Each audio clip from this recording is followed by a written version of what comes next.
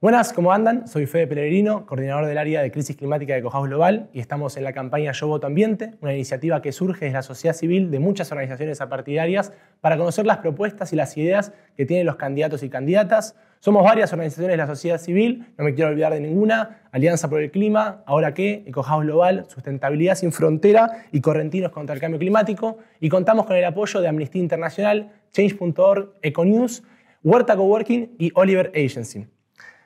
A lo largo de estas entrevistas vamos a estar entrevistando, valga la redundancia, a candidatos y candidatas y también a especialistas para mejorar nuestro juicio crítico y saber qué preguntarle a estos candidatos. Hoy contamos con Gladys González, senadora nacional por la provincia de Buenos Aires y presidenta de la Comisión de Ambiente. Gladys, bienvenida, muchas gracias por estar. Muchas gracias por invitarme y por esta iniciativa. Muy buena. También es del equipo de Fundación Pensar y está trabajando políticamente con Horacio, impulsando toda la agenda ambiental en estas elecciones, así que vamos a tener una muy buena charla. Para pensar, ¿algún espacio natural, ecosistema que te guste mucho? Sobre todo pensando en uno que tengas que elegir para conservar y que tus hijos o tus nietos lo puedan vivir y disfrutar como lo viviste vos. Yo soy de Bolívar, del centro de la provincia de Buenos Aires, así que el pastizal es un ambiente que me genera mucha identidad y además al que vuelvo. Así que te diría que ese es el ambiente. Y conozco un ambiente nuevo, que no es propio de donde nací, pero que combina el pastizal con el mar. Así que ahí te diría el ambiente de los médanos. Los médanos y el pastizal es un ambiente que yo preservaría y que querría que mis hijos tengan la posibilidad de disfrutarlo. Que lo disfrutan hoy y que lo puedan disfrutar sus nietos y las generaciones futuras. Buenísimo. Y para que lo puedan disfrutar tenemos muchos desafíos en la Argentina. ¿Cuáles crees que son los tres principales que tomarían en un posible gobierno? Son muchos, como vos dijiste. Lo cierto es que enfrentamos el desafío mayor en esta humanidad, que es el de su propia supervivencia.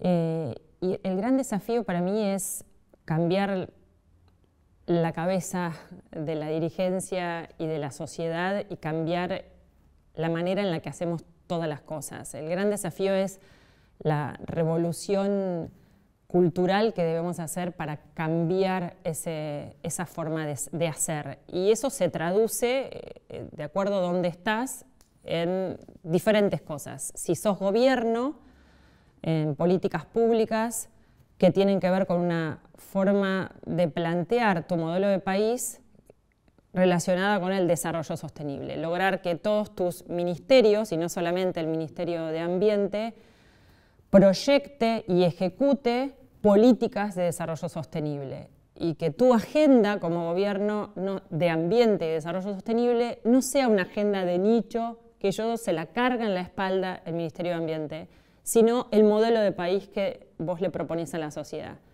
Y así cada uno en su rol, de los roles del Estado. Yo soy senadora de la Nación, hace algunos años que estoy en el Congreso, y el Congreso tiene que tener la misma mirada. Entonces, yo digo, el gran desafío como país, como sociedad, como humanidad, es cambiar la cabeza, es hacer el clic para que podamos llevar adelante esos cambios. Ahora, si vos me decís concretamente si somos gobierno, que lo vamos a hacer a partir del 10 de diciembre, lograr, y en eso estamos trabajando, presentar este plan a la sociedad en donde no solo el equipo de ambiente hable de esto, como te vuelvo a decir, sino concretamente se refleje cuando ustedes quieran hacer entrevistas en cualquier ministro de cualquier cartera. Y cuando vos le preguntes al de transporte, el de transporte te cuente qué va a hacer en materia de movilidad sostenible, cómo va a hacer para modificar el transporte público y el transporte de carga para pasar a combustibles más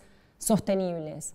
Y cuando hables con el de obra pública, te diga que en cada obra grande de envergadura que hace, tiene su declaración ambiental y hace su evaluación de impacto y evalúa y avanza solo si eso está en equilibrio con el ambiente en donde esa obra está emplazada. Y cuando hablas con el ministro de Agricultura, que además tiene el área de forestación y el área de pesca, te dice que está trabajando en proyectos de trazabilidad y en buenas prácticas agropecuarias para que Argentina sea líder en alimentos sostenibles.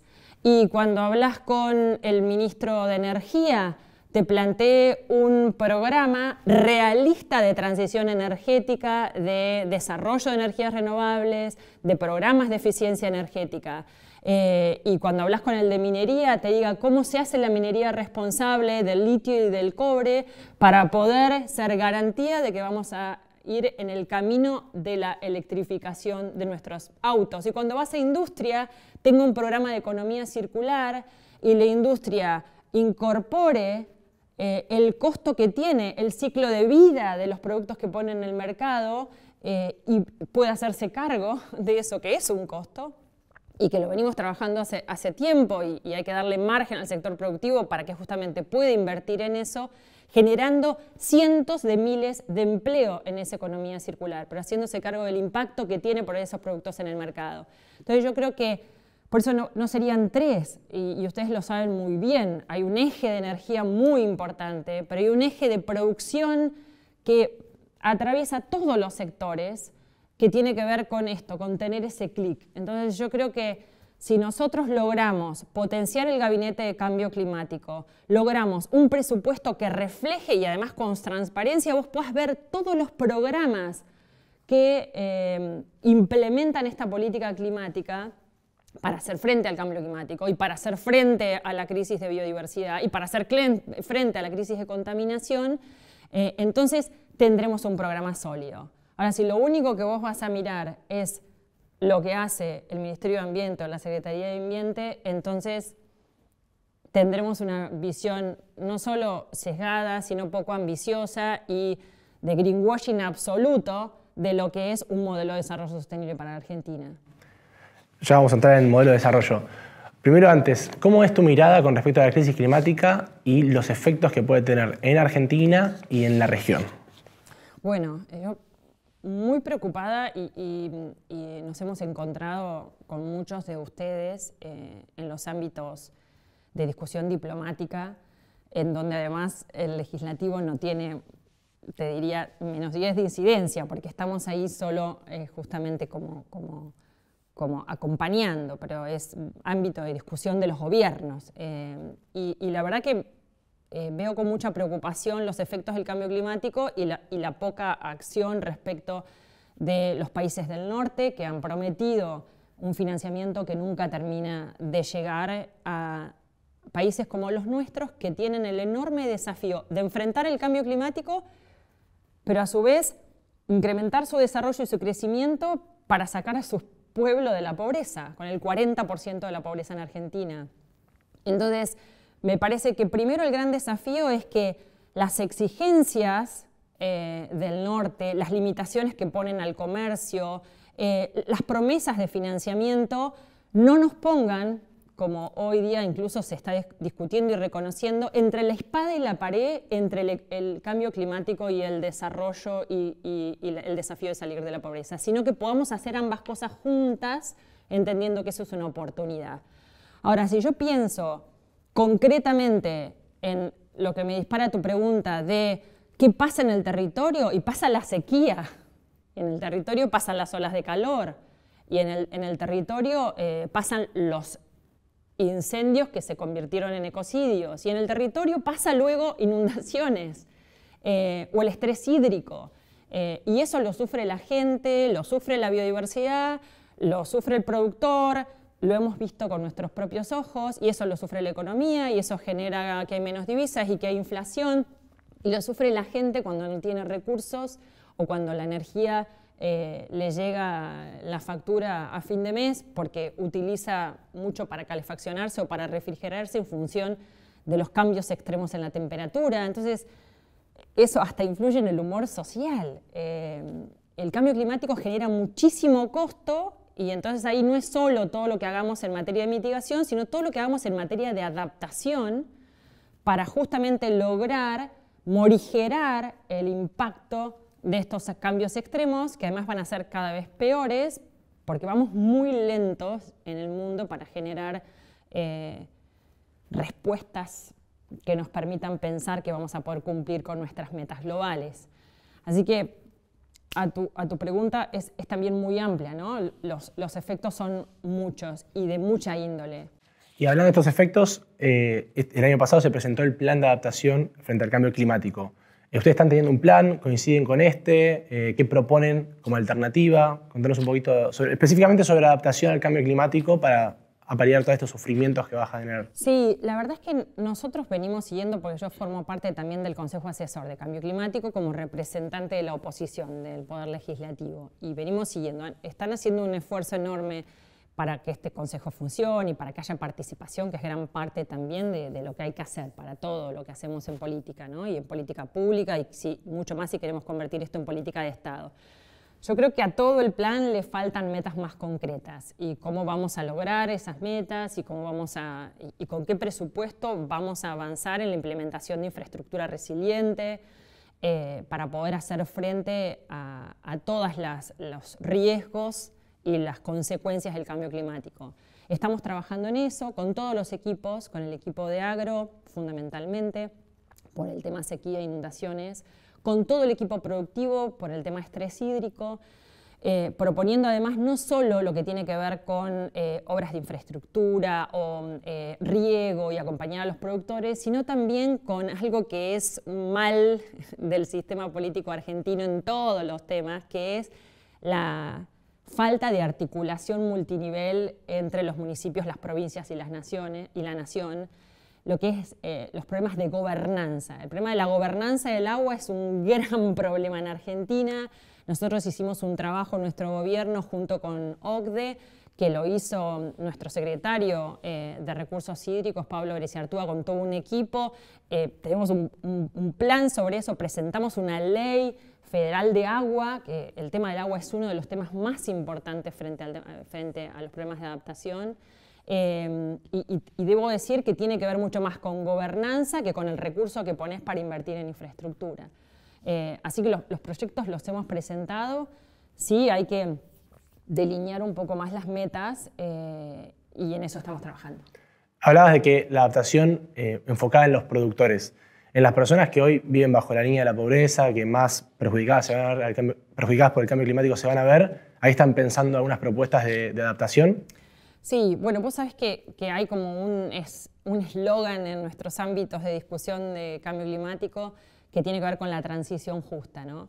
Y me parece que ahí el gran esfuerzo que tenemos que hacer de adaptación tiene que ver con no solamente con lugares vulnerables afectados por los efectos más inmediatos de lo que puede ser las cuestiones extremas, sino también acompañar en la reconversión a la empleabilidad de la gente cuando estamos pensando en un modelo nuevo de desarrollo, justamente para incluir a todos, no solo en el efecto, las consecuencias que puede generar una inundación justamente en poblaciones que están a la vera de un río. Yo fui presidenta de la autoridad de Cuenca Matanza Riachuelo y tuvimos que hacer todo un trabajo que todavía falta de reubicación de las familias a lugares que no se aneguen, a lugares que además tengan garantía de saneamiento, que tengan su cloaca, que tengan acceso a agua potable. Y hoy, por supuesto, eso sigue siendo un riesgo, más en zonas inundables, que significa lograr que esas familias vivan en espacios que no se inunden, vivan en espacios que tengan el suelo y la cloaca, porque si no, cuando se inunda es peor, ¿no? No solo se llena de agua, sino se llena de agua contaminada. Y eso es un trabajo que estamos haciendo, viendo todos los barrios vulnerables y de qué manera los incorporamos y hacemos un tejido urbano integrado con saneamiento, con agua potable, sino también creo que las medidas tienen que ver con cómo los incluimos en los nuevos modelos productivos, cómo los incluimos en los nuevos empleos, cómo logramos que la transición sea no solamente generando nuevo empleo, sino aquel que en el futuro va a tener que salir de una actividad que estamos reconvirtiendo, puede incorporarse a las nuevas actividades. Y creo que ahí hay mucho para trabajar con sindicatos, mucho para trabajar con las organizaciones de los trabajadores, que ellos ya vienen diciendo, che, bueno, tenemos un problema con Yacimiento Río Turbio, ¿cómo hacemos para, sabiendo que hay una decisión de no producir más carbón, generarle actividades alternativas a esa comunidad?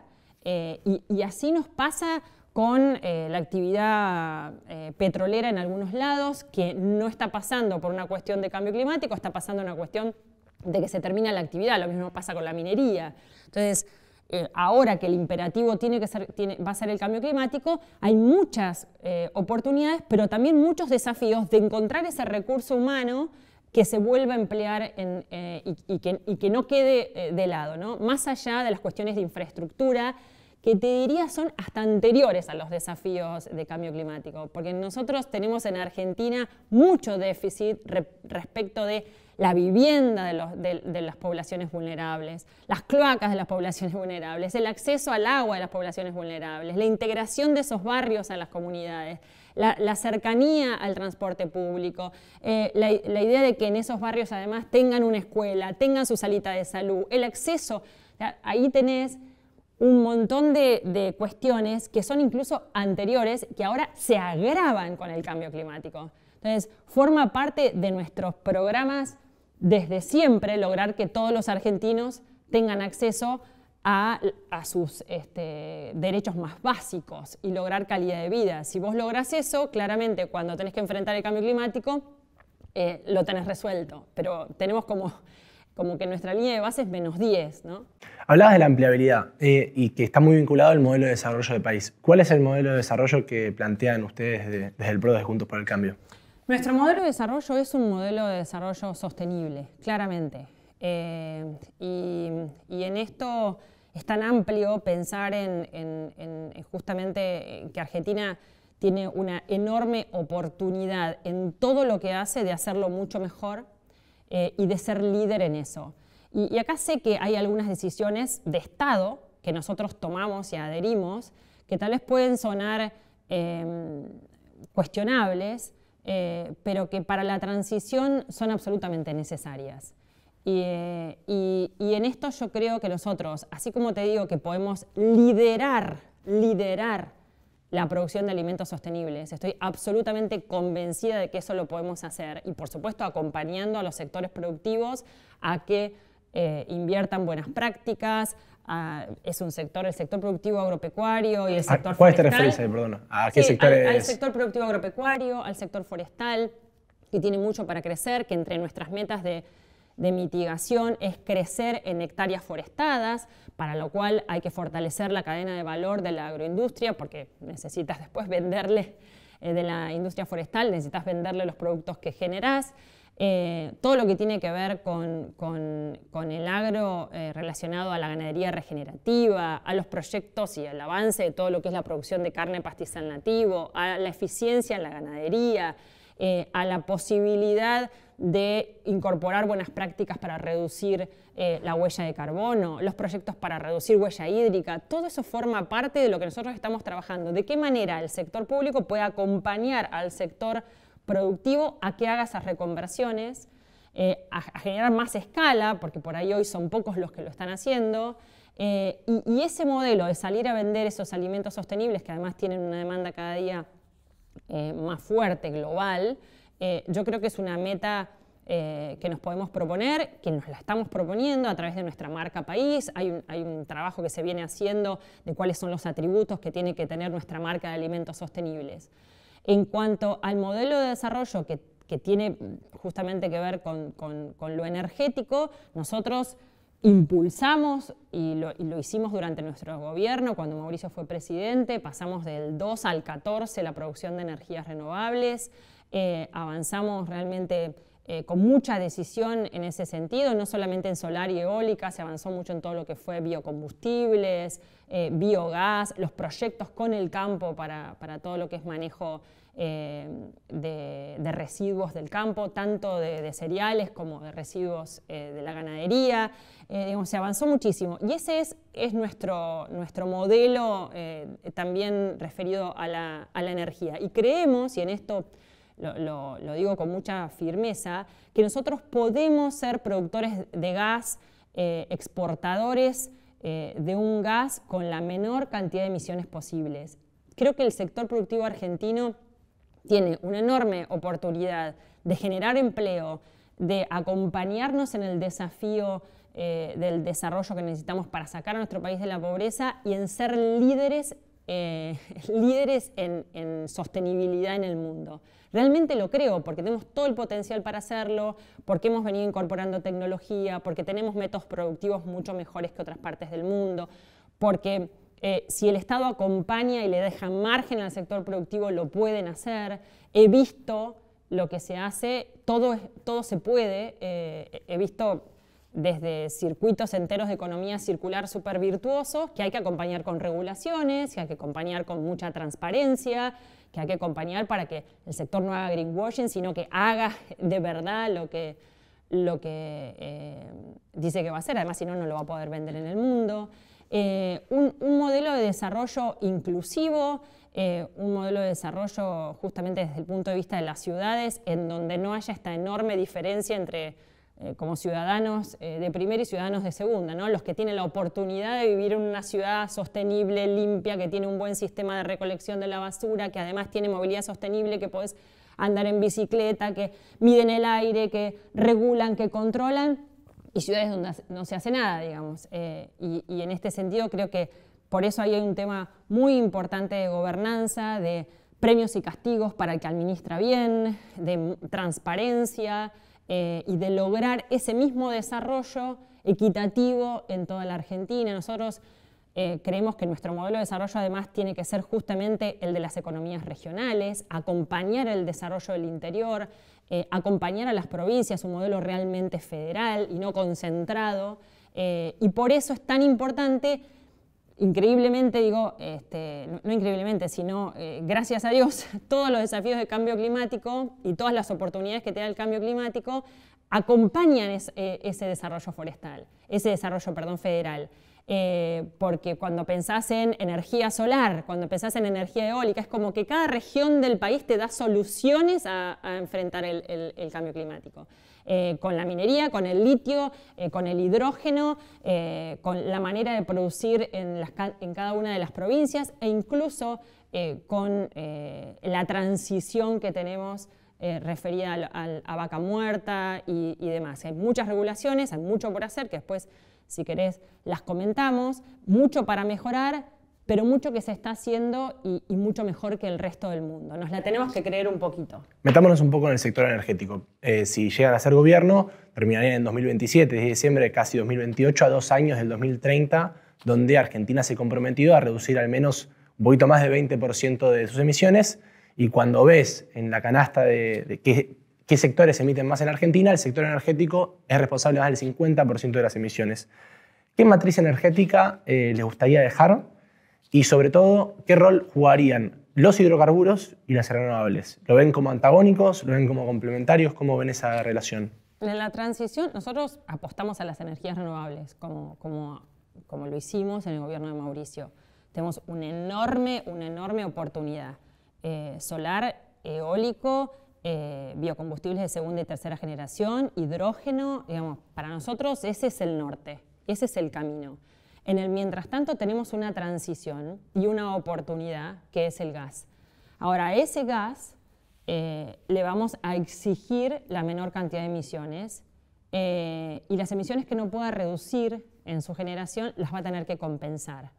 Y eso es un trabajo que venimos haciendo con todo el sector. Por eso presentamos un proyecto de metano que presentamos en el Congreso de la Nación, que es justamente la regulación de las emisiones de metano. Vos sabés que nosotros además adherimos al compromiso de metano de la meta global al 2030, por lo tanto también contribuye a generar confianza con que cumplimos con nuestros compromisos internacionales. Y con el sector estamos trabajando en qué tecnología hay que introducir para evitar las emisiones fugitivas, cómo vamos a controlarlos, cómo vamos a fortalecer las capacidades de las provincias, porque vos sabés que para controlar y fiscalizar las facultades las tienen las provincias, digamos, no somos nosotros desde Nación. Podemos hacer leyes de presupuestos mínimos. De hecho, la de metano es una ley de presupuestos mínimos, pero que va a poner, digamos, que obliga a que se presente un plan y a los 3 años ya ese plan lo tenés que cumplir, si no pagás sanciones de reducción. También hace falta, y estamos trabajando en una ley ambiental también de presupuestos mínimos, de hidrocarburos, que no hay en Argentina, hay una ley muy vieja. Somos también autores y venimos impulsándolo, una ley de cierre de trabajos mineros. Vos podés avanzar en esta transición con la decisión de Estado, además, que ya se tomó de avanzar con Vaca Muerta, pero regulando y exigiendo que sus emisiones se reduzcan o se compensen.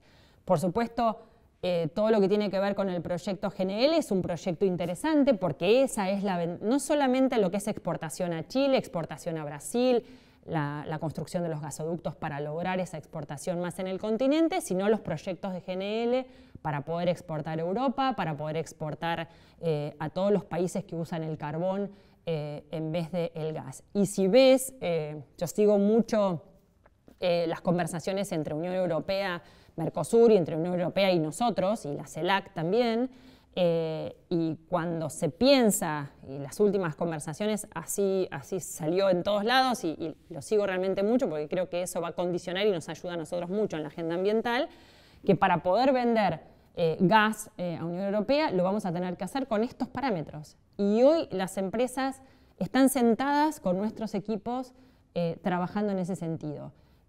Por lo tanto, ese es el modelo. El modelo dentro de la transición energética incluye otras cosas, como es avanzar y modificar la ley de biocombustibles, avanzar en los porcentajes de corte, incentivar los biocombustibles.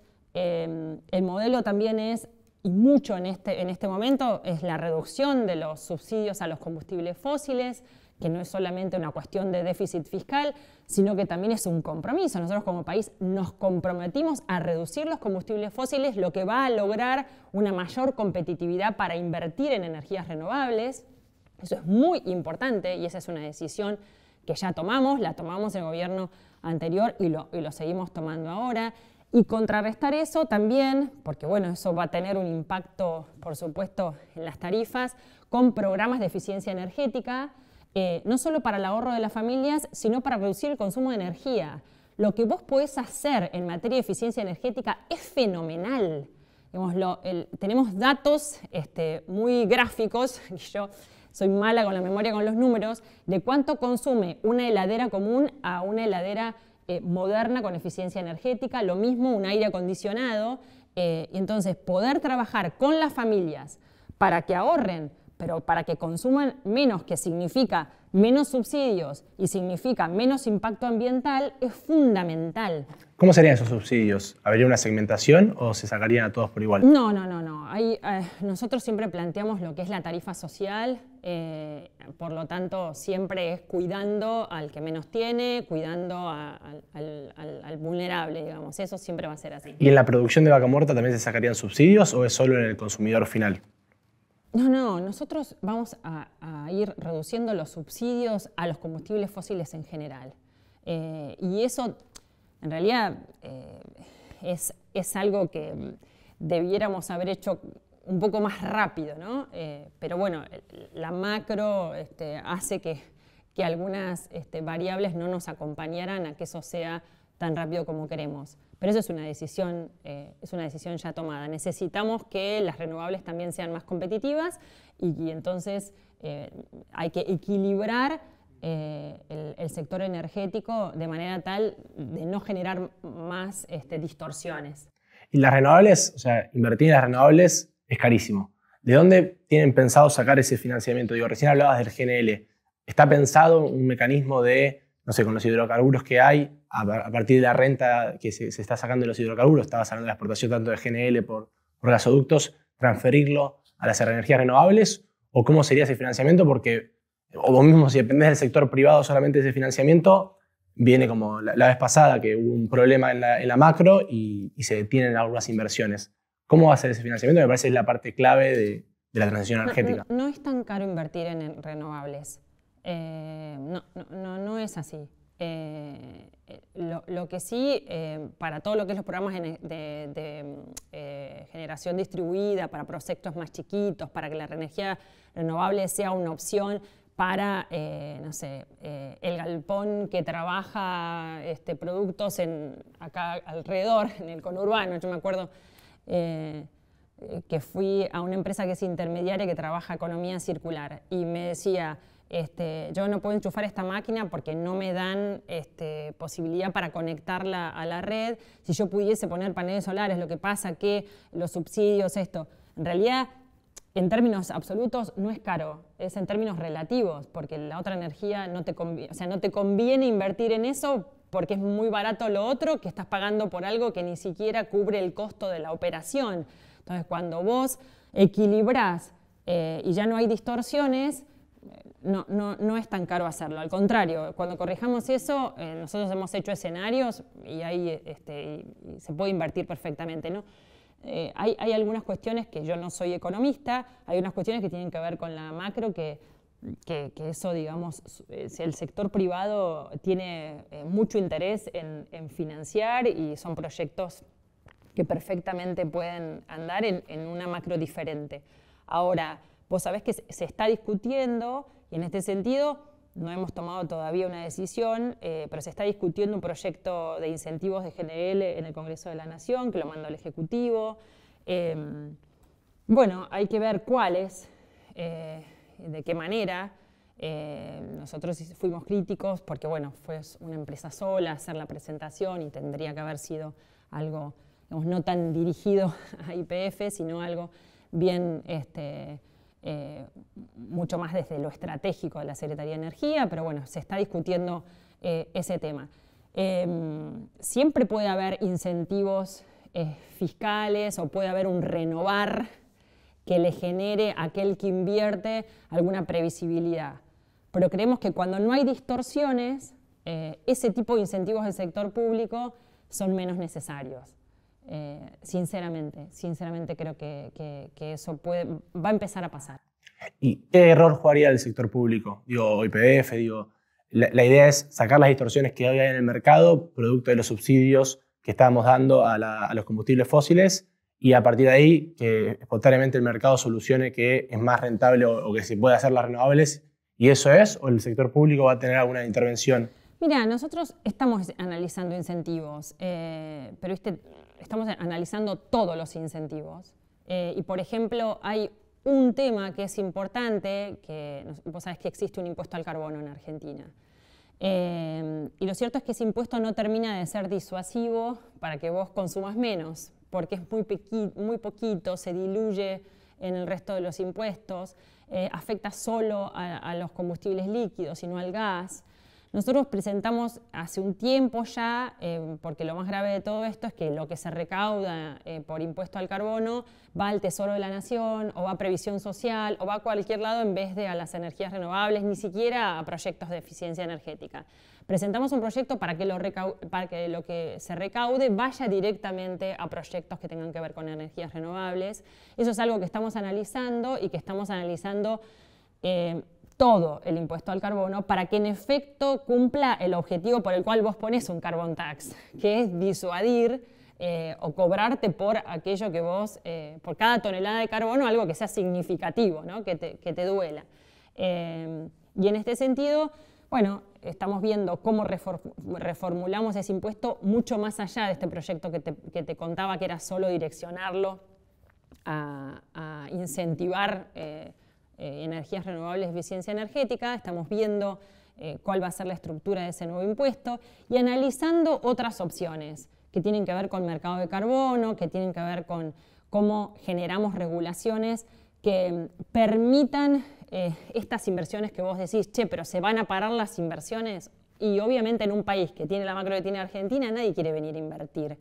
Y no alcanza, o sea, si además tenés un Estado deficitario, ¿de dónde va a sacar el Estado plata para incentivar y dar, no sé, incentivos fiscales o un fondo para que alguien venga o volver a hacer el renovar con esos plazos y con ese costo de la energía? Porque vos tenés que combinar lo que nosotros llamamos el trilema energético. Tenés que asegurar, o sea, tenés que lograr la seguridad energética, lograr que sea asequible y que además sea sostenible. Entonces, que sea accesible a la gente, que se pague el precio justo, que además sea sostenible y que haya y que no se te corte la luz y que haya energía para la producción.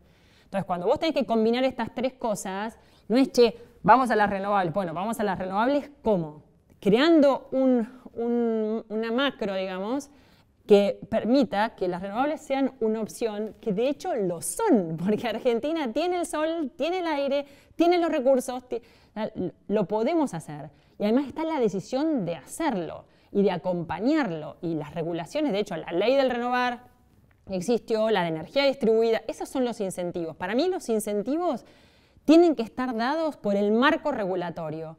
Y no tanto por lo que siempre pensamos que son incentivos, ¿viste? Incentivos fiscales, el descuento a tal impuesto, sino marcos regulatorios que te digan, che, ¿viste como en economía circular, que vos le podés decir a la industria, a partir de tal fecha, el, no sé, 30% de tus envases tiene que ser de material reciclado. Solamente el 70% virgen. Y a partir de dentro de 2 años, el 50% de tus envases tiene que ser con material reciclado.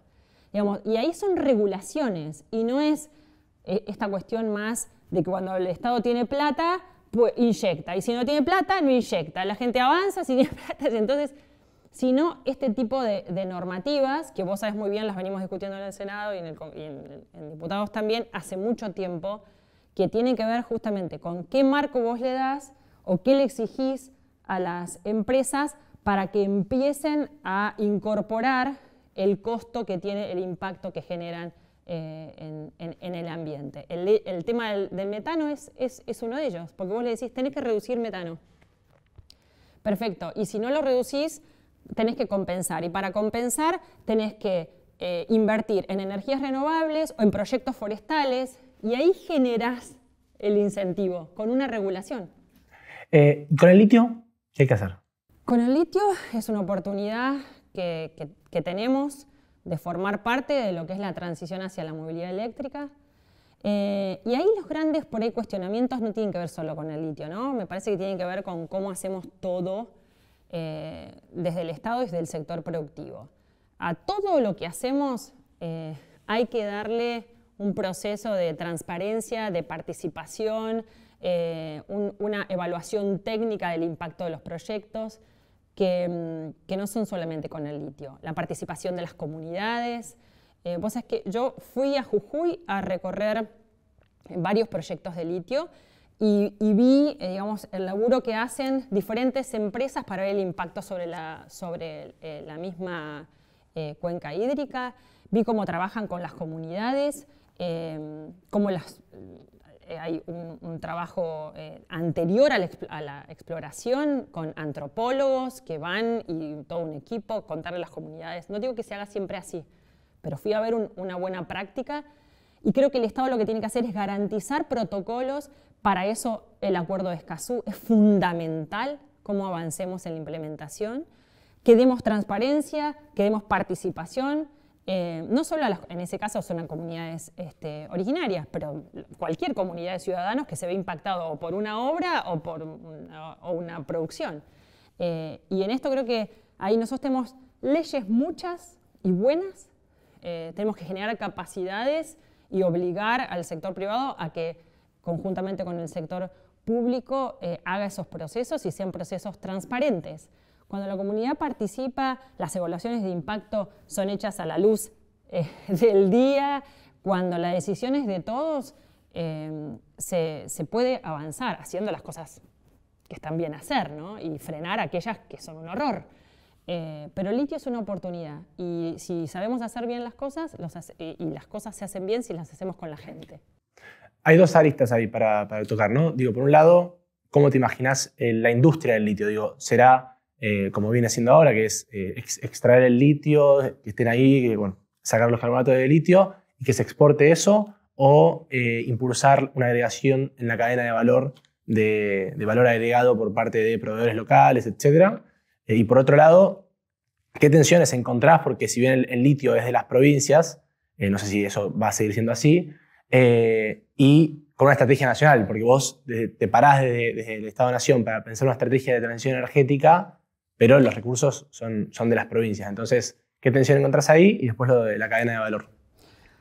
A ver, uno siempre desea que fomentar las cadenas de valor, de todo lo que hacemos, ¿no?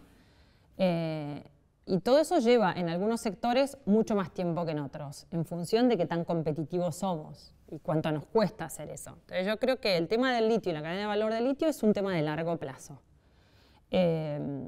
Interesante para trabajarlo, para evaluarlo, pero de largo plazo. Creo que tenemos otros desafíos para fomentar cadenas de valor, como es el sector forestal. Creo que el sector forestal necesitamos trabajar en todo lo que es sostenibilidad en el sector forestal, que genera muchísimo empleo. Además, una de las metas de mitigación, que es muy ambiciosa, el propio sector habla de 2 millones de hectáreas de forestación, 1,5 millones, 2 millones. Entonces ahí tenés un sector que ya tiene una cadena que hay que reforzar para generar una meta de reducción de emisiones que es muy interesante y que forma parte de nuestros planes. Digo esto para comparar aquello que ya existe y que ya está en movimiento y que necesitamos ponerle cabeza. No digo no ponerle cabeza a lo otro, pero me parece que lo otro va a ser mucho más lento. Así lo veo, digamos. Me parece que es bien de largo plazo.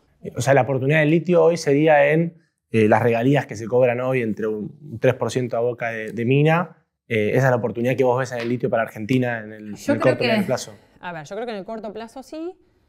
Lo que sí, todos los equipos de minería están estudiando y los equipos de energía, el resto de la cadena. Pero desde mi óptica creo que es un tema que va a llevar tiempo.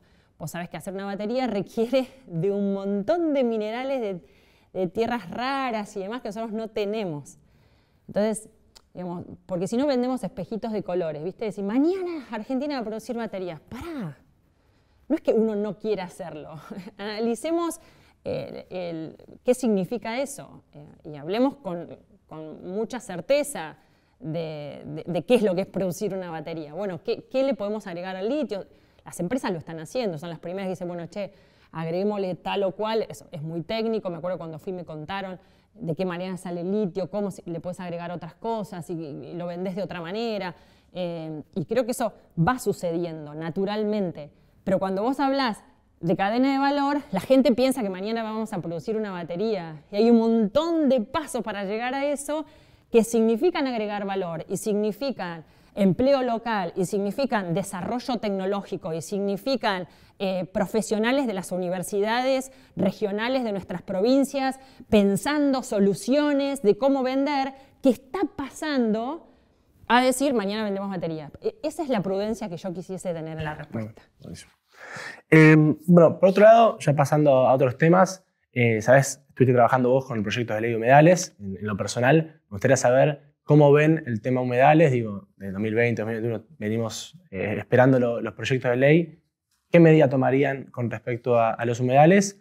Y cómo eso entra en juego, de alguna manera, con las otras metas que tiene un gobierno, que por ejemplo aumentar las exportaciones o, hace poco escuchaba, duplicar la exportación del agro. ¿Cómo eso entraría en tensión con un proyecto de humedales? No hay tensión, en absoluto, no hay tensión. Y hay que empezar a eliminar mitos de un lado y del otro. No hay ninguna tensión.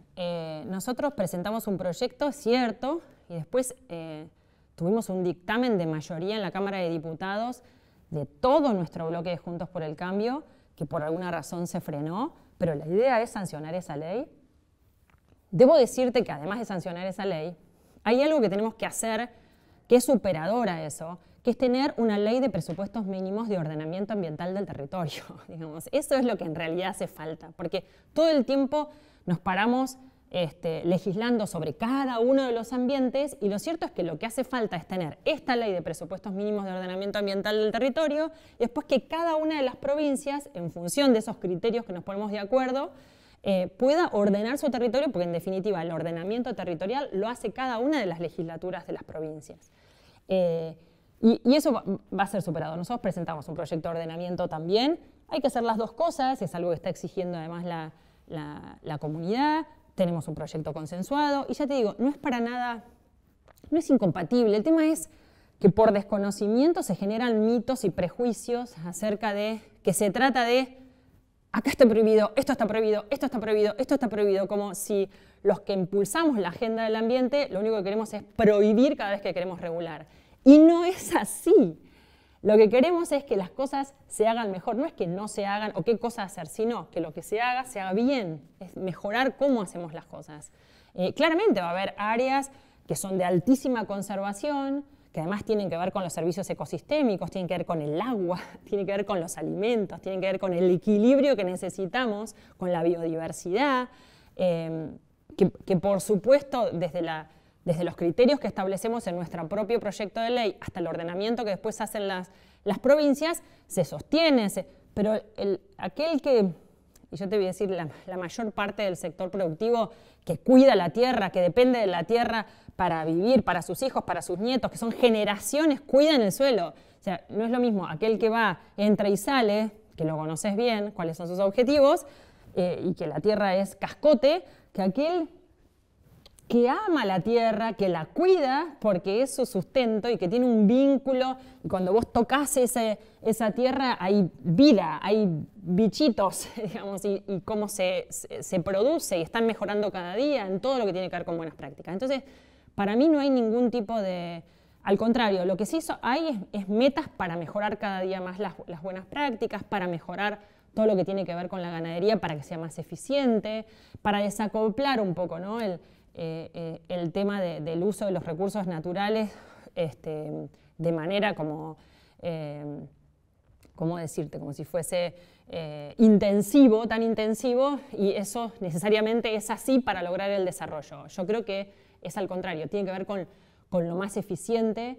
Podemos generar además en los parámetros y los estándares de la demanda internacional muchas más oportunidades que si siguiésemos con modelos nuevos. Entonces, hoy, te digo la verdad, en todo lo que tiene que ver con el ordenamiento del territorio, con lo que estamos trabajando con el sector productivo, con nuestra agenda de equilibrio, todas las metas, o por convicción o por conveniencia, la sostenibilidad es punto base para empezar a conversar. O porque Unión Europea no va a recibir más productos que no sean libres de deforestación, o va a poner un impuesto a tu huella de carbono, o porque ya lo venimos haciendo con la siembra directa, con nuestra manera de producir, y queremos lograr que todos los productores incorporen mejores, buenas prácticas. Digamos, me parece que por eso ningún ordenamiento genera contradicción, sino que genera previsibilidad a la hora de invertir, que no te cambien las reglas, para lo cual, claramente, entre una provincia y la otra, tenemos que tener criterios de presupuestos mínimos para que, cruzando la frontera, no te cambien las reglas de una provincia a la otra, que eso es un poco, a veces el productor se vuelve loco con que cada provincia tiene su propio régimen. Y por eso creo que es tan importante el rol de presupuestos mínimos que nosotros generamos el Congreso.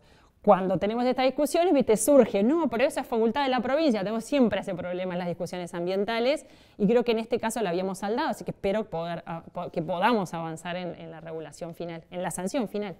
Teniendo en cuenta que gran parte de las frutas y verduras que comemos y consumimos las personas en las ciudades son producidas por pequeños agricultores familiares, digo, que tienen muchas más dificultades que estos otros sectores que vos mencionabas, que por ahí son más medio, grandes, que ya están hablando de siembra directa. ¿Qué pasa con estas pequeñas familias que, por ejemplo, hoy no tienen acceso a la tierra porque no tienen acceso a un crédito? Y generar, digo, que no tengan acceso a la tierra implica que vivan en condiciones paupérrimas, que no puedan construir su propia casa, etcétera, etcétera, etcétera. ¿Qué medidas tomarían para mejorar la vida de estas personas, pero a su vez mejorar el precio de los alimentos sanos que consumimos todas las personas en la ciudad? Vos sabés que, bueno, hoy es el Día de la Agricultura Familiar, y nosotros presentamos un proyecto muy interesante sobre agricultura familiar agroecológica. Y vos sabés que eso surgió en un momento de crisis la más terrible que hemos vivido en los últimos tiempos, que fue la pandemia.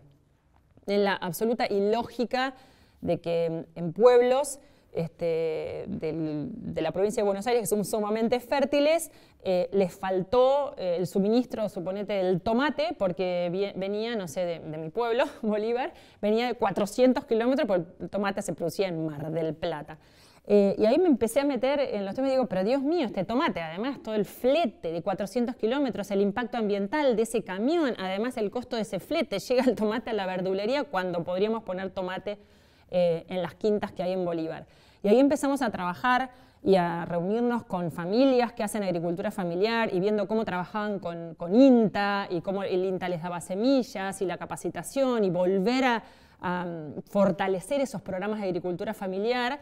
Y ahí apareció todo un proyecto que creamos, tanto para fortalecer los programas de agricultura familiar, para darle fuerza a los programas del INTA respecto de semillas, de capacitaciones, de introducción de algunas tecnologías, como en la posibilidad, además de hacer que eso sea sustentable, hay un capítulo que tiene que ver con acceso a tierra, porque lo que pensamos es en todos los ambientes periurbanos y lograr que las tierras fiscales que tienen los municipios, ponerlas a producir alimentos frescos, digamos, y accesibles, ¿no? Y ahí poder hacer un plan para que estas familias luego puedan acceder a la tierra con el propio producido.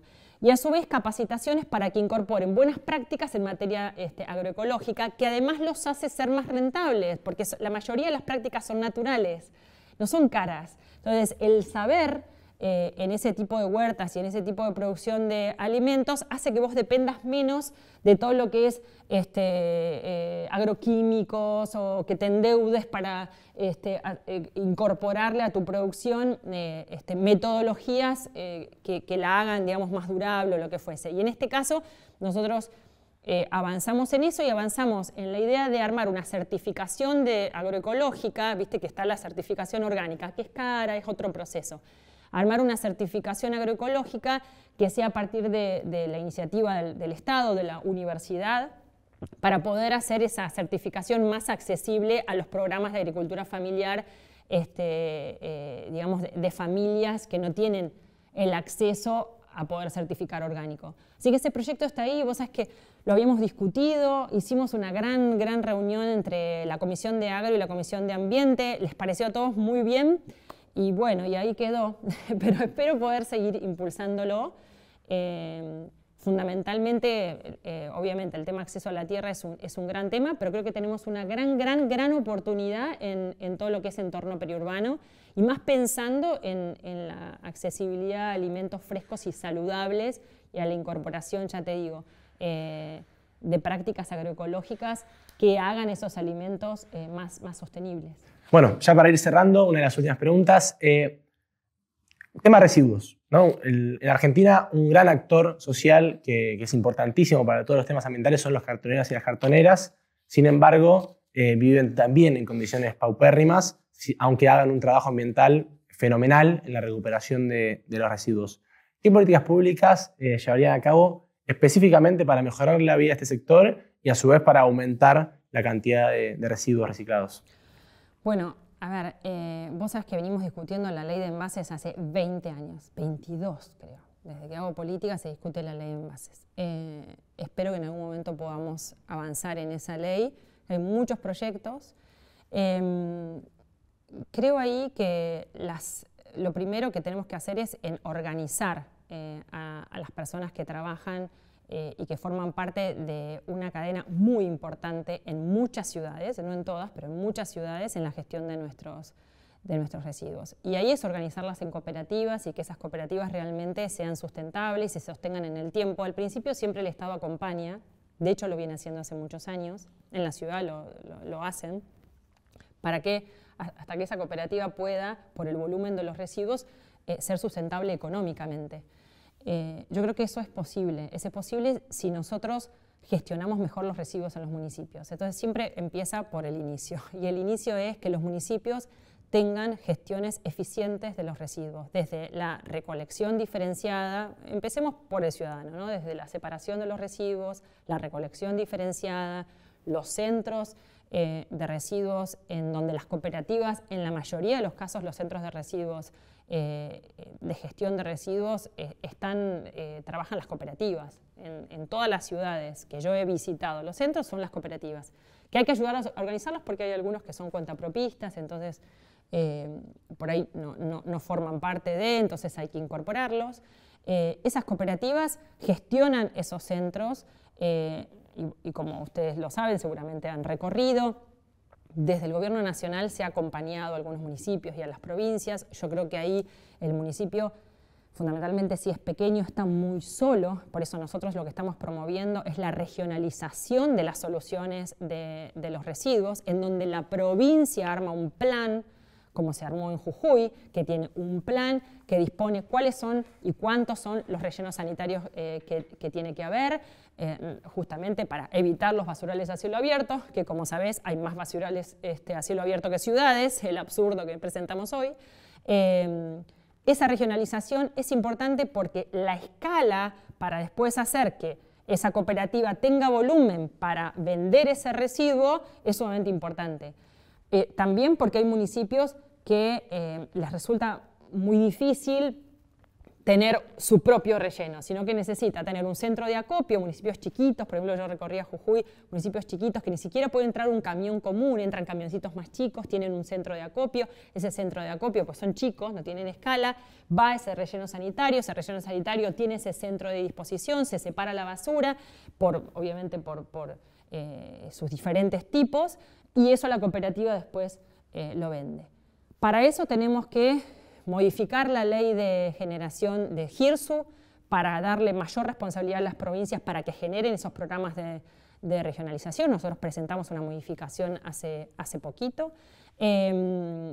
Generar y acompañar que se armen estos planes de regionalización con incorporación de las cooperativas y después desde el sector privado lograr lo que mencionábamos durante toda la conversación, que es que el sector privado internalice el costo del impacto y que no se olvide de lo que pone en el mercado y nada más, sino que piense en cuál es el circuito que ese envase luego o ese producto luego genera en el resto de la economía. Porque no es solo envases, tiene que ver con la ley de neumáticos fuera de uso, que nosotros mismos también impulsamos, que está en diputados analizándose, y es neumáticos que generan un volumen enorme en los municipios, que nadie sabe lo que hay que hacer con eso, porque es un gran problema y que en realidad la solución está rápidamente, porque vos eso lo convertís, como hace Regomax, en neumáticos triturados, lo metés a la economía circular, generás empleo,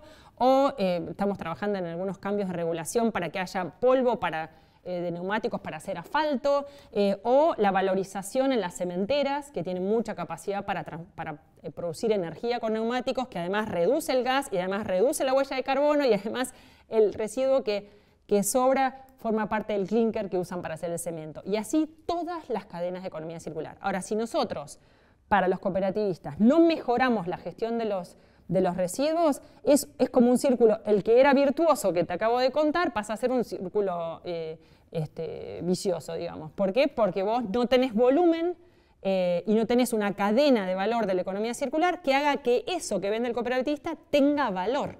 Y esa responsabilidad que decís implica que el productor que pone en el envase y que, como vos bien decís, ¿no?, es socialista en la gestión del residuo, paga una tasa para hacerse responsable de ese servicio. No, yo no estoy de acuerdo con la tasa y de hecho nosotros nos opusimos al proyecto que mandó este Ejecutivo por varias razones. Nos opusimos primero por la naturaleza, porque no tenía parámetros claros de criterios ambientales, porque los criterios para repartir ese fondo a los municipios era absolutamente arbitrario y la política interpretó que era una caja que el ministro de Ambiente iba a utilizar a su piacere para repartir a los municipios y en donde las cooperativas lo menos que hacía eran verse beneficiadas. Así que nosotros, en ¿Pero con respecto a la tasa? Sí, no estamos de acuerdo con la tasa porque creemos, en efecto, que lo que tiene que hacer la empresa es firmar convenios, como hacen un montón de lados, con los municipios para armar sistemas de gestión en función de las realidades de cada provincia.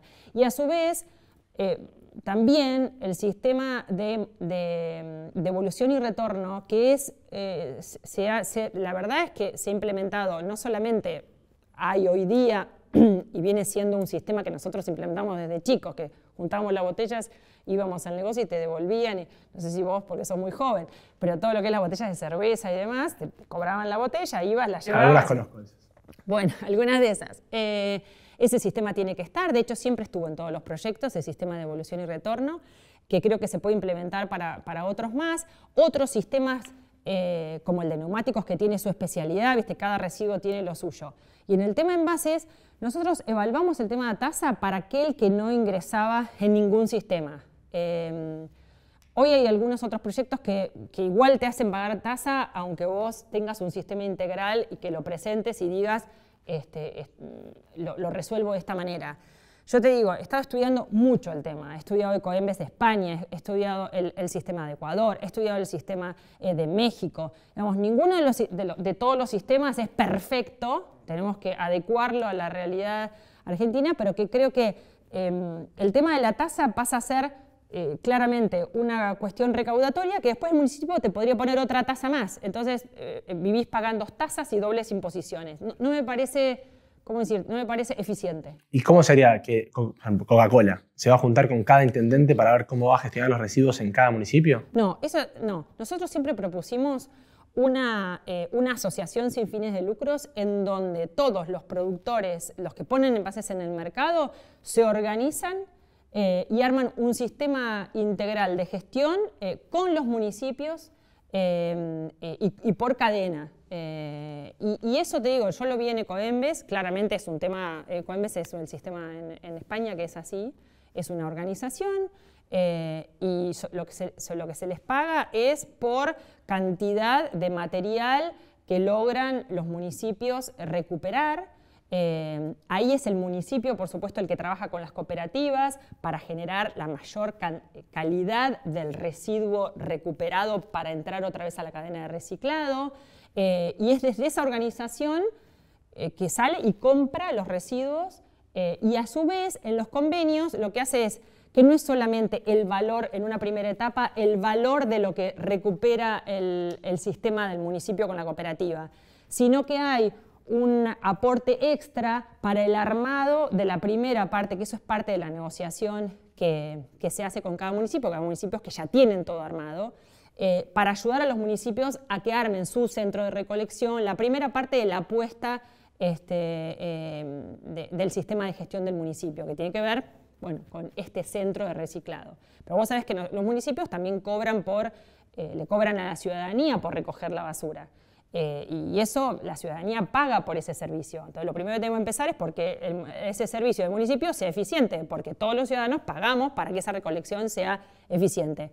Después todo lo que tiene que ver con el sistema que vos usás para que el residuo vuelva a entrar a la economía circular, ahí yo creo que esta asociación sin fines de lucros que nosotros habíamos propuesto, que es que se organizan por tipo de envase, puede perfectamente cumplir esta misión de somos los que garantizamos que ese residuo se le pague el valor que vale, el valor que cuesta, digamos, tanto para la recolección como para su gestión, como para ese cooperativista que lo trata.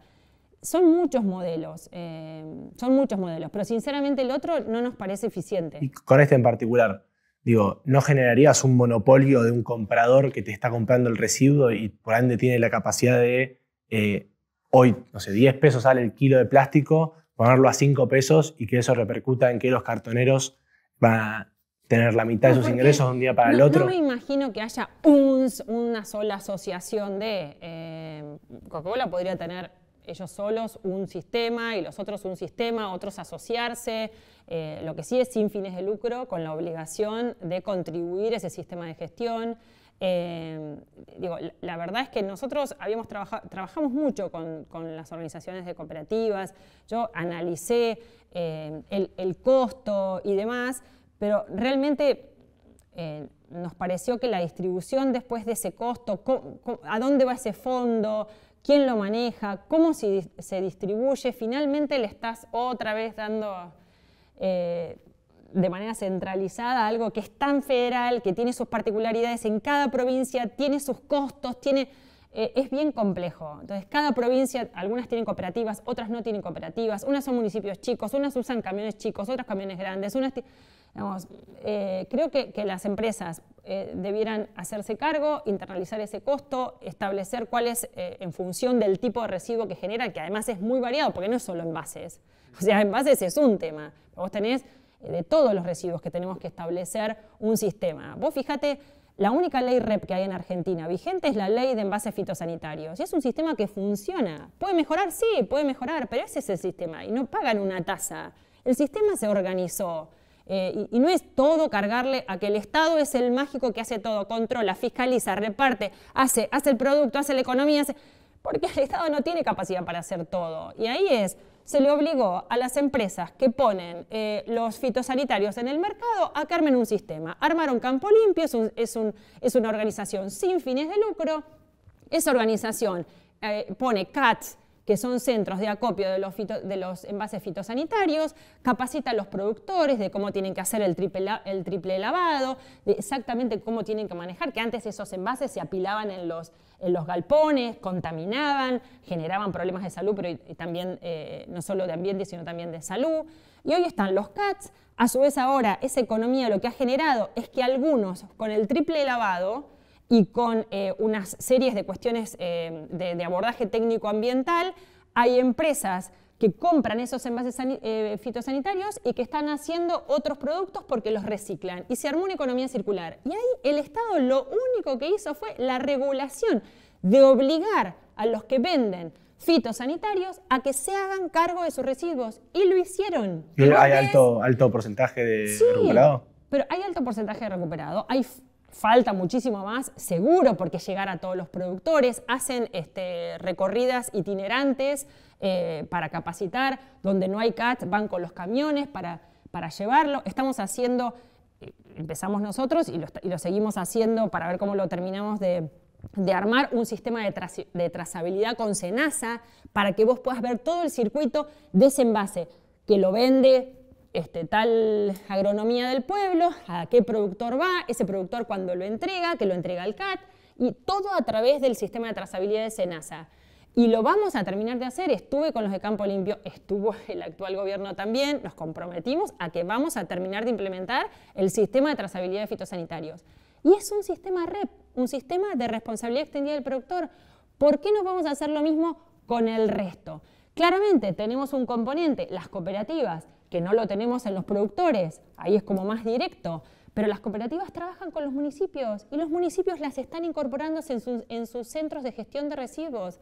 Entonces, es mucho más fácil de lo que creemos. El tema es que hay tantos años andados de idas y venidas que parece difícil, pero no lo es, no lo es. Ya la última, hablando de fitosanitarios, un gran problema que tiene nuestro país es el tema de los desmontes el Gran Chaco, ya sabes todo lo que implica eso. Tenemos una ley de bosques, pero que no se cumple el presupuesto, que eso sí es un continuo en todos los gobiernos, viene bajando desde que se sancionó hasta la actualidad. ¿Qué medida harías con respecto a la ley y cómo impulsarías que se cumpla la ley respetando el presupuesto? Bueno, lo primero es que este gobierno, la verdad es que retrocedió desde el punto de vista administrativo en cómo se implementaba y se ejecuta, más allá del monto del presupuesto, de cómo se ejecuta el presupuesto que sí hay. Nosotros habíamos creado un fideicomiso y la posibilidad de que si la provincia, es complejo porque es burocracia estatal, pero la nación tiene ese presupuesto y lo reparte a las provincias, que las provincias se lo tienen que dar a los productores que son dueños de las tierras, en donde vos le decís, tu tierra, que es un bosque nativo, que por ordenamiento territorial de la provincia es rojo y no podés hacer nada, tenés este recurso. Vos sos amarillo, vos sos verde. Y en función de la ley se reparte ese monto, que le tiene que llegar a los productores. Hay una partecita chiquita que va a la burocracia de la provincia para gestionar la ley. Nosotros hicimos una forma administrativa rápida de que si la provincia no rinde, pues la provincia te tiene que presentar todos los papeles de que ese productor, de su plan de manejo, de que tiene un plan de fuego, porque no es que vos le das sin contrapartida. Vos sos un productor que tiene que cuidar ese bosque. No es que solamente yo no hago nada en el bosque, no. Tengo un plan de manejo, tengo un plan de fuego, porque yo no hago nada, pero si no hago plan de manejo se me prende fuego y el bosque nativo desapareció. Entonces eso tiene una serie de cosas en donde vos le tenés que dar ese recurso. De ahí el presupuesto que es necesario para la ley. Entonces, hubo un retroceso, nosotros queremos volver a poner esta manera, digamos, fácil de que si la provincia no te rinde lo que te tiene que rendir, nosotros podamos hacerle un depósito directo a los productores para que la plata les llegue rápidamente. Porque hoy el productor te dice, yo soy dueño de este bosque y los fondos me llegan 4 o 5 años tarda en llegar los fondos. Entonces, primero es ejecutar bien y de manera eficiente lo que hay. Segundo, la ley de bosque está potenciada por otros proyectos que son muy interesantes, como es el RED, que es un proyecto, es un fondo, un financiamiento que viene de FAO, que nosotros logramos, digamos, la gestión nuestra, que después esta la terminó de implementar, un premio, digamos, por haber hecho las cosas bien, de 86 millones de dólares, que viene a fortalecer esos programas, esa ley. ¿Cómo la fortalece? Acompañando al productor para incentivarlo que no desmonte. Porque ustedes saben perfectamente que las capacidades de control y fiscalización son bien escasas. Y tenemos que ponernos creativos sobre cómo controlamos y fiscalizamos en el Estado. Entonces, muchas veces es preferible lograr incentivos, ir por la positiva, que salir a sancionar, porque no tenés la capacidad de hacerlo.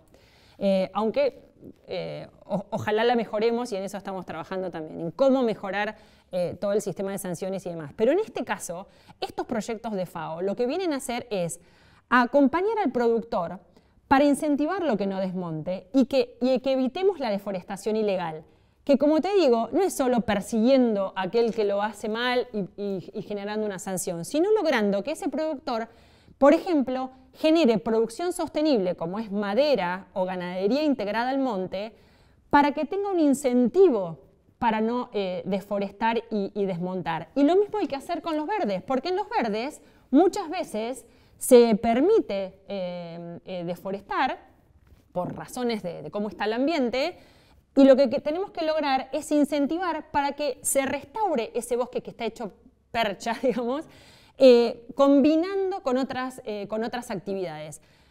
Todo lo que es ganadería integrada al bosque es un proyecto, lo estamos haciendo con FAO y hay varios proyectos de financiamiento, algunos los implementa Ambiente, otros los implementa Agro, que fortalecen la ley. Los proyectos no solo de ganadería, sino también de madera. Y nosotros tenemos todo un sistema que implementamos en nuestro gobierno para armar la trazabilidad, falta muy poquito, hay que avanzarlo, la trazabilidad de ese producto maderero, porque va a ser un producto maderero que proviene de bosques nativos, por lo tanto, de deforestación cero, con otro valor agregado para salir a vender, y en general son comunidades más vulnerables, comunidades chicas, comunidades locales. Entonces vos fíjate que no es solo la ley de bosques, y no es solo dejar que haya plata para ese productor, es cómo vos incentivás para que ese productor entienda que puede generar actividad cuidando su bosque. Y eso es lo que hay que lograr, porque si no siempre dependés de la plata del Estado, cuando hay otras cosas que el productor puede lograr.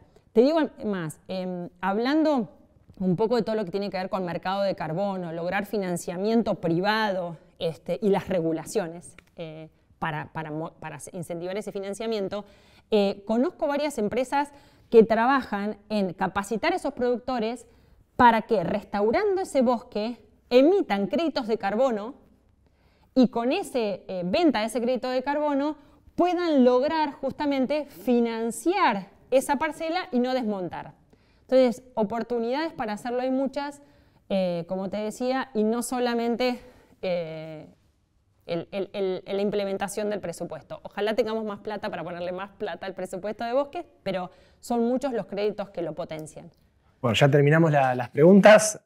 Ahora se viene la parte más fácil, que es responder con emojis. Obviamente, yo te voy a contar algunos puntos. Vos tenés que ir reaccionando con los emojis a esa cámara. Podés aclarar, es decir, por ejemplo, ya la primera te la voy diciendo, es ley de envases con inclusión social. Vos podés decir, estoy a favor de la que yo quiero impulsar y no estoy en contra de la que planteaba la tasa. O sea, vos podés hacer una aclaración, no es un voto, un cheque en blanco, porque si no tenemos 3 horas más de charla. No, yo puedo poner así, como compromiso de trabajar en esa ley, porque es muy necesaria, hace 20 años que estamos detrás de eso, con, digamos, la impronta que nosotros queremos dar al proyecto y no el último que se presentó.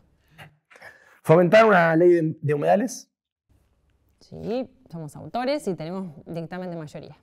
Ese es el de Leo Grosso el 2020, que salió con No, con es Brenda el Austin. de nuestro proyecto de Juntos por el Cambio. ¿De cuál? Maxi Ferraro, Jimena García, la última discusión de dictamen de mayoría que hubo en diputados. Ok, bueno. Fomentar una ley de acceso a la tierra para pequeños campesinos. Sí, tendría que ver cómo, sí. Fomentar una ley de evaluación de impacto ambiental. Absolutamente, Esta es la de me comprometo, es la esta es el máxima. compromiso. Ya tenemos una presentada. Incluir la figura del desmonte como un delito penal. Sí, absolutamente. Sí. Bueno, nosotros tenemos un proyecto de incorporación de los delitos ambientales al Código Penal, que también lo discutimos en su momento. Estuvo interesante. Sí. Aumentar el presupuesto del CONICET para investigaciones relacionadas a tecnologías ambientales. Sí, solo que debo decirte algo. Yo creo que ahí tenemos un gran desafío y tiene que ver con todos los programas que CONICET, INTA, INTI y muchos programas de ciencia y tecnología llevan adelante en Argentina. INIDEP.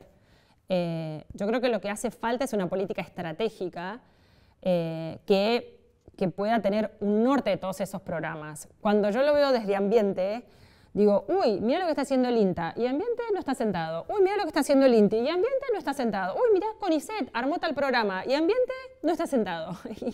Y ambiente es la autoridad de aplicación y es la que tiene la mayor responsabilidad y hay una enorme cantidad de desafíos de innovación, de tecnología que necesitamos para la reconversión productiva, que necesitamos para todo y necesitamos estas cabezas. Entonces, yo lo que creo es que hay mucha como dispersión de programas y no hay una estrategia. Y me parece que en todos los programas que tienen que ver con sostenibilidad, ambiente tiene que ser quien defina la estrategia de qué se necesita con el resto de, de las áreas de gobierno y entonces pueda sentarse con CONICET y decirle, che, vamos por acá. Porque el que define la estrategia de sostenibilidad es el gobierno, no es alguien que se le ocurre investigar acerca de algo. Por eso ahí sí, pero estratégicamente. Esta es difícil. Cumplir el presupuesto de la ley de bosques. Es compleja porque es mucha plata, pero a ver qué emoji es...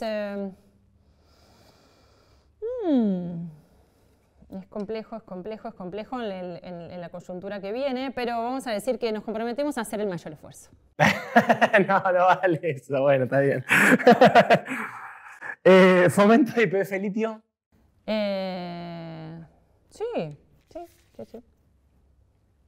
¿Bajar subsidios a vaca muerta?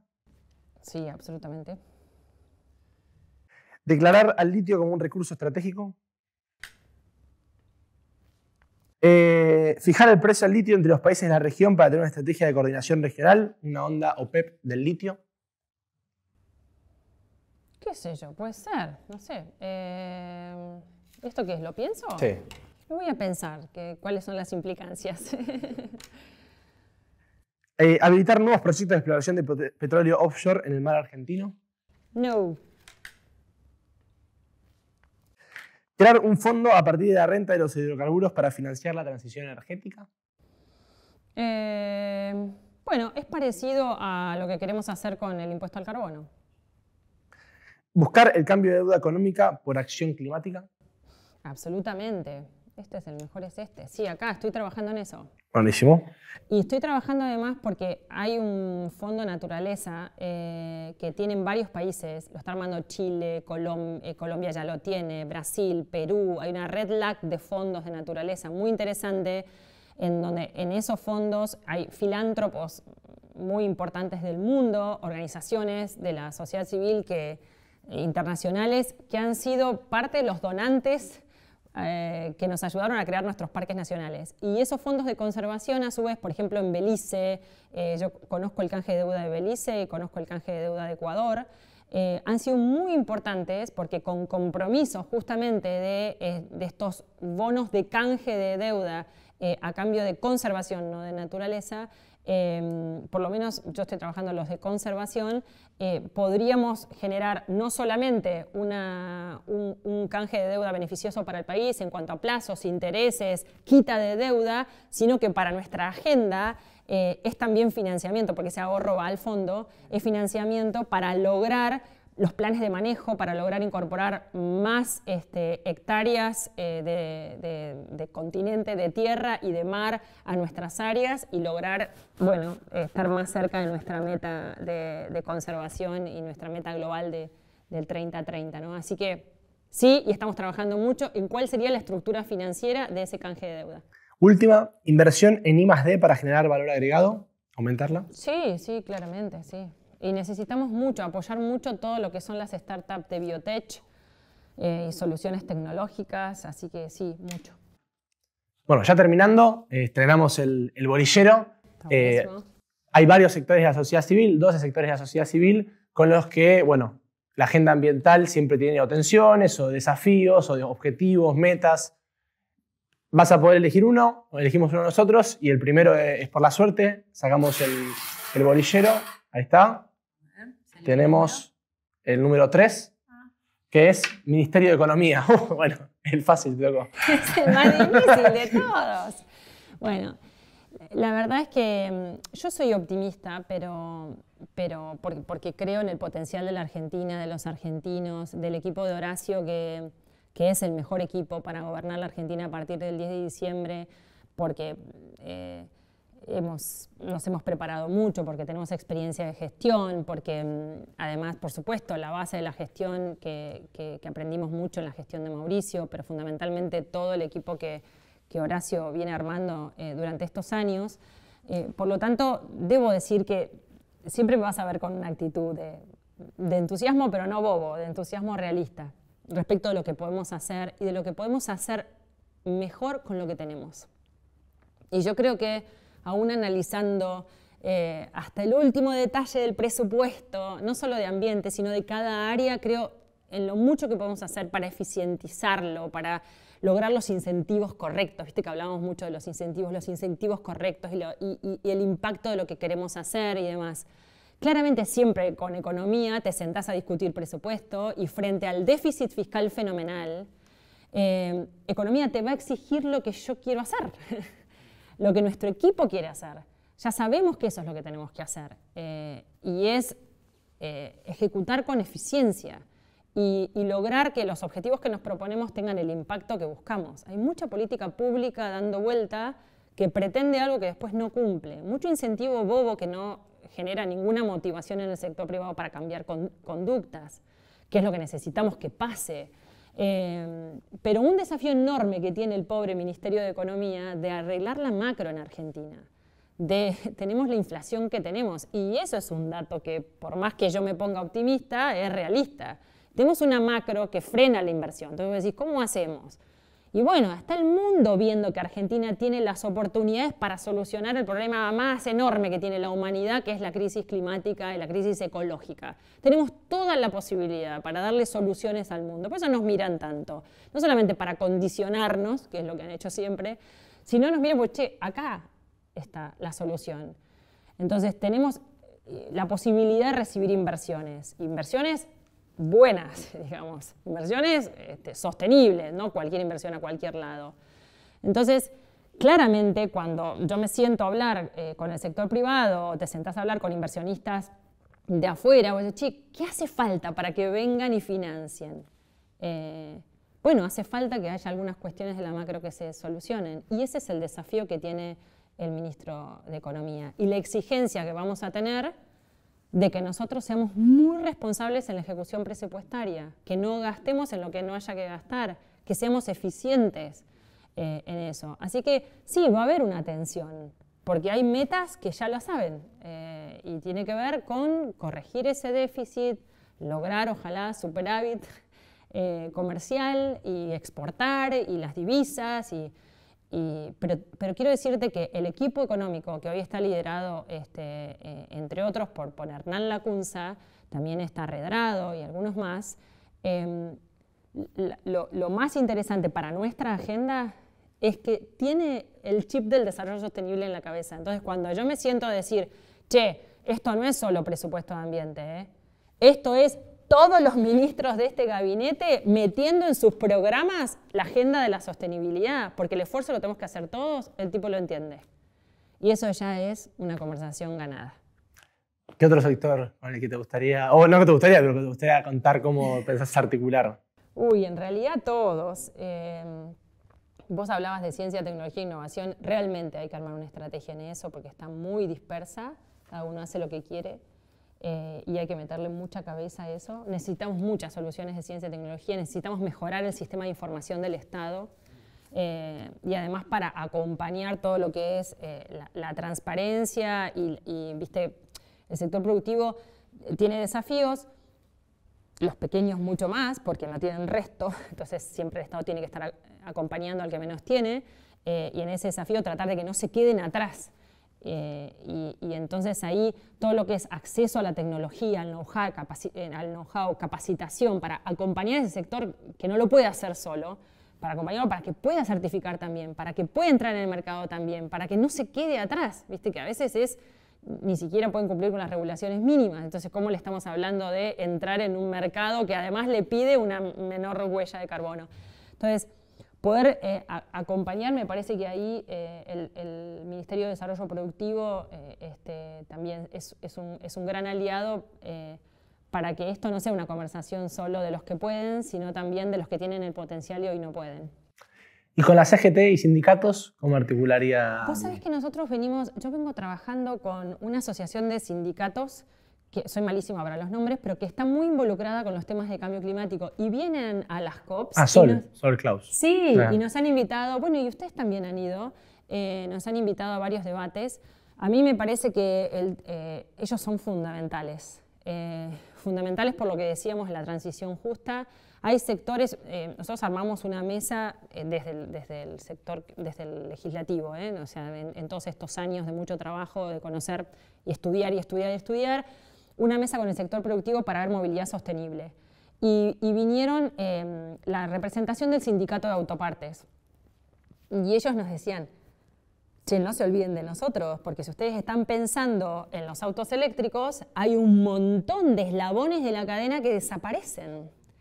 Y hay un montón de trabajadores que tenemos que justamente capacitarlos para que se incorporen a esta transición. A mí me parece que ellos, los sindicatos son muy importantes y además cuando pienso en todo, mira, bueno, yo fui interventora del gremio del SOMU, así que tengo un año ahí de una tarea bien compleja en el sindicato, pero debo decir que eso me permitió, y lo digo muy humildemente, conocer un poco lo que es la vida de los sindicatos arriba de un barco. Y todo el desafío que tenemos de la trazabilidad de la pesca, de todo lo que es el bycatch, de todo lo que es la contaminación a raíz de los plásticos de las artes de pesca. Vos habrás visto los cajones, las redes, tenemos proyecto de eso. Presentamos proyectos muy estudiados, porque no es tenemos proyecto de todo, tenemos proyectos que trabajamos mucho con el sector, con las organizaciones, con la gente que sabe. Y si vos no trabajás con los sindicatos, primero, para que todo el personal que sube arriba de un barco esté capacitado, todo lo que vos quieras hacer, mucho puedes hacer con las empresas, pero todo lo que quieras que suceda arriba del barco es imposible. Entonces, sin el trabajador nunca puedes hacer nada. Lo digo en eso porque justo ahora estamos trabajando en trazabilidad de la pesca y en todo lo que tiene que ver con manejo costero y todo lo que tiene que ver con redes y demás, y presentamos un proyecto sobre capacitación. Y es capacitar a toda la empresa, pero también al trabajador. Y sin el trabajador no hay forma de que vos puedas llevar adelante, y más los sindicatos, este tipo de transformaciones. Así que me parece que son aliados muy necesarios. ¿Algo más que quieras decir? Porque hablamos poquito, por ahí no. Ay, Dios mío. Y encima no me dio agua, no. Me convidó agua muchas veces. Tenemos oportunidades y desafíos enormes y creo que no nos tenemos que frustrar por lo que no podemos, sino mirar la mitad del vaso lleno y ver que hay mucha gente que está haciendo el esfuerzo, que tiene esta agenda, que la empuja. Tenemos que hacer el esfuerzo de que esta agenda forme parte mucho más de la agenda pública, que la sociedad también la entienda. Pero bueno, es cierto que tenemos desafíos urgentes y hay que ocuparse de todo a la vez, ¿no? Ese es un poco lo que nos une, es decir, che, estamos en campaña, ustedes quieren que todos digamos yo voto ambiente y por qué, o que contemos nuestras propuestas, y es muy justo y yo espero que puedan hacerle entrevistas a todos los candidatos y que los candidatos puedan comprometerse con esta agenda, que quede en evidencia aquellos que niegan el cambio climático, aquellos que o por omisión o porque no creen en el desarrollo sostenible no hablan de estos temas, porque la gente tiene que saber y se tiene que entender. Y el rol que ustedes cumplen en explicar desde Cohouse y desde todas las organizaciones de la sociedad civil, en no cansarse de hablar de este tema, a pesar de la pobreza, a pesar de la inflación, a pesar de la deuda, a pesar de las instituciones o la dirigencia o la grieta o lo que quieras, es un rol sumamente importante. Y yo, que formo parte de este equipo, que un poco hacemos equipo a veces en el Congreso, porque vienen, porque presionan, porque debo decirles que ese rol es muy importante. No dejen de hacerlo, no dejen de exigir. De hecho, nosotros presentamos un proyecto, presentamos un proyecto para que en los debates se incluya, en los debates del presidente o los debates ejecutivos, se incluya el tema ambiental en esos debates. Habíamos presentado como qué temas tenían que incluirse y pusimos este como uno de los temas. Pero que se entienda bien, ¿no? Que se entienda como una agenda que no es de nicho, que no es una agenda del Ministerio de Ambiente, que no es una agenda del Ministro de Ambiente, que es una agenda del Presidente de la Nación, que es una agenda de qué modelo de desarrollo queremos para la Argentina, que es una agenda que tiene que tener en la cabeza todo dirigente político, todo ministro, todo el que diseña una ley, una ordenanza en el Consejo Deliberante, el intendente, la ciudadanía. Y ese es el mayor desafío que tenemos, generar ese clic, generar ese cambio de paradigma, lograr que sea parte de la agenda pública, que sea parte de la causa de todas las personas en la Argentina. Y bueno, a veces cuando la gente tiene que pensar en qué lleva a su casa de comer, es difícil que relacione cómo eso es tan importante, digamos, o cómo proteger la biodiversidad hace que tenga en la mesa zapallo, papa, un pedazo de carne y lo que fuese. Entonces, pero bueno, es muy difícil. Ante la necesidad, la pobreza y la situación que vive hoy el país, tenemos un desafío mucho más grande que en otros momentos. Yo creo que, para terminar, nos habíamos ilusionado con que la reconstrucción después de la pandemia fuese verde y una serie de cosas sucedieron después de eso que hicieron que la agenda se retrase un poco. Pero no nos frustremos. Hay mucha gente que ya hizo el clic y hay mucho dirigente político como Horacio, como todo el equipo que Horacio tiene, como Gerardo Morales, que ha hecho de la gestión sostenible su gestión en Jujuy, que sabemos cómo hacerlo y que queremos hacerlo de verdad y tenemos la voluntad de hacerlo de verdad y que vamos a presentar prontamente nuestras propuestas de desarrollo sostenible públicamente. Así que bueno, espero que la ciudadanía valore esta visión que tenemos y podamos entender que todo lo que hacemos y todo lo que nos pasa tiene que ver con lograr ese equilibrio. De lo contrario, el desafío que tenemos no solo de supervivencia, sino de calidad de vida, se va extinguiendo de a poco. Así que bueno, espero que lo logremos, que lleguemos al 10 de diciembre, que sigamos trabajando juntos con las organizaciones, escuchando, dando participación y ustedes exigiéndonos y contándonos las costillas, porque eso es lo que hace que la democracia funcione y que nosotros seamos mejor. Muchas gracias, Gladys. No, gracias a ustedes.